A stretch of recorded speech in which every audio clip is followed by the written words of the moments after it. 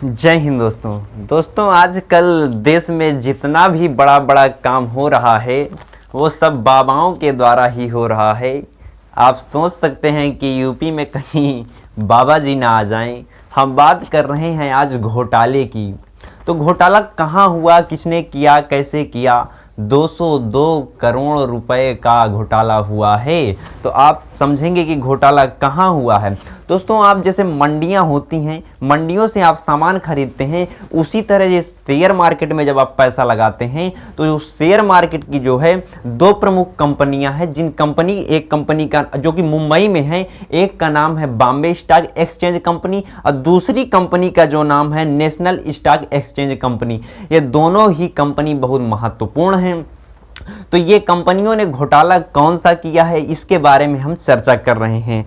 तो जब आप सुनते हो कि जो सेंसेक्स इतना बढ़ा है, शेयर जो है, शेयर में इतना सेंसेक्स बढ़ा है, तो वो किस कंपनी की बात होती है? तो बॉम्बे एक्सचेंज का, वो जो बॉम्बे स्टॉक एक्सचेंज कंपनी की बात होती है। जब आप सुनते हैं कि निफ्टी में इतने परसेंट की गिरावट आई है और उतने परसेंट बढ़ा है, जब निफ्टी की बात आती है तो वो कंपनी में बात होती है, वो नेशनल स्टॉक एक्सचेंज कंपनी की जो बात होती है। ठीक, तो ये घोटाला किसने किया है, हम इसके बारे में बात कर रहे हैं। तो जो घोटाला हुआ है 2016 में एक मैडम जी निकल के आ रही हैं, जिन मैडम जी का जो नाम है चित्रा रामकृष्णन। ये मैडम जो है एक बाबा के द्वारा किस प्रकार से वो घोटाला करवाई हैं या घोटाला की हैं, तो वो बाबा के द्वारा ये घोटाला हुआ है। तो आप समझ सकते हैं इन बाबाओं का हाल क्या है आज भारत में।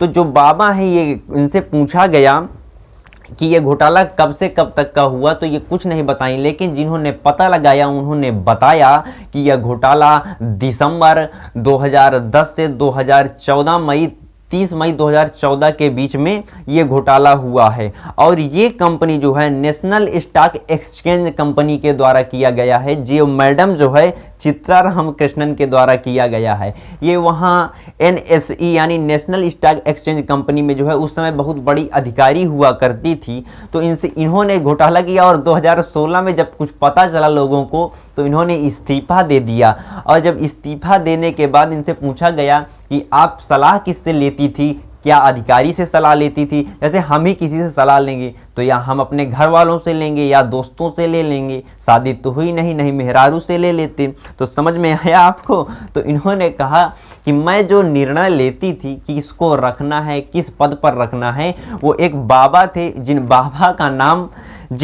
का नाम मैंने लिखा था शिरोमणि नाम के जो बाबा हैं।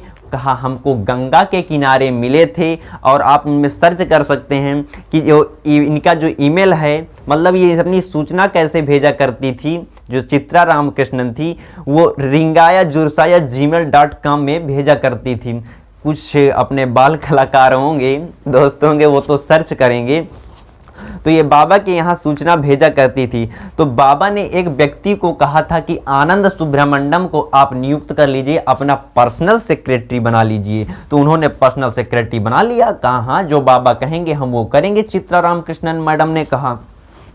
तो इन्होंने इसको 1.5 करोड़ के आसपास मतलब दिया। इसको 15 लाख सालाना मिलता था, तो इनको 1.5 लाख सालाना में इनको रखना, पैकेज दे करके रखा।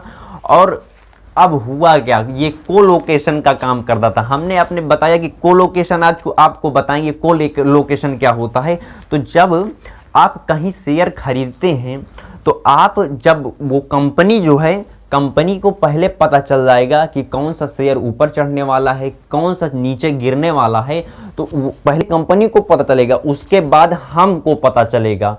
तो लेकिन जब वहाँ ये गए, आनंद सुब्रमण्यम जी गए, तो इन्होंने कोलोकेशन स्कैम के द्वारा इनको सबसे पहले ही पता चल जाता था। तो इनको जब हमारे पास, जैसे मान लो उस कंपनी, जैसे हम आपके बोल रहे हैं तो आपके पास कुछ समय लगते होंगे आने में, हमारी बात को सुनने में। तो वो जो समय लगता है उसे लेटेंसी कहते हैं। ठीक, लेटेंसी कहते हैं।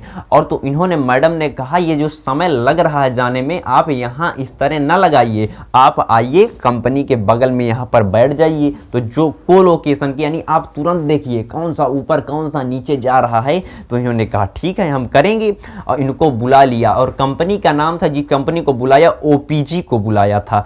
तब सूचना दी गई, सेबी ने इसको सूचना दे दिया। Security exchange board of India ने सूचना सरकार को दी कि आपके यहाँ ऐसा हो रहा है। तब इन्होंने, जब इनके पास गई सरकार, तो सरकार से इन्होंने कह दिया कि किसने बताया, तो सरकार ने कहा मनी लाइफ पेपर ने बताया है, मनी लाइफ न्यूज़पेपर ने बताया है। तो चित्रा ने कहा इनके ऊपर केस दर्ज कर दीजिए, इनके ऊपर जुर्माना लगा दीजिए, इन्होंने हमारी कंपनी को बर्बाद करने की ठान ली है।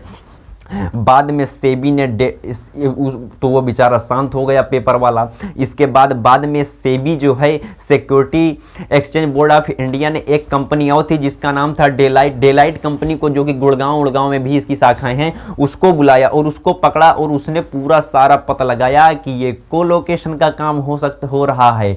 तब मैडम जी से 2014 में इसने बता दिया, तब 2016 में मैडम जी ने इस्तीफा दे दिया। ये जो हमारी चित्रा जो है रामकृष्णन ने इस्तीफा दे दिया और 202 करोड़ रुपए का घोटाला अब निकल करके आया है।